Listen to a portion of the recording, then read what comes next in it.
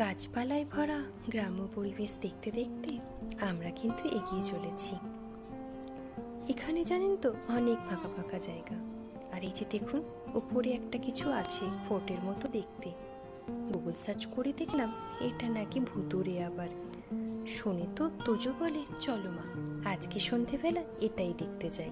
এইসব পুরো বাড়ি দেখতে দেখতে আর হাসি ঠাট্টা করতে করতে কখন যে পৌঁছে গেলাম সেটা বুঝতেই পারলাম না। তারপর গাড়ি পার্কিংয়ে দিয়ে আমরা চললাম রিসেপশনের দিকে। রুমের কিটা নিয়ে এবার একটু রেস্ট নিতে হবে।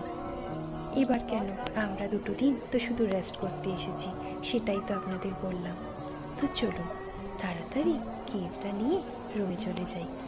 এদেরকেও দেখুন একটু ক্লান্ত হয়ে গেছে আর কি, এতটা জার্নি করে এসেছে তো।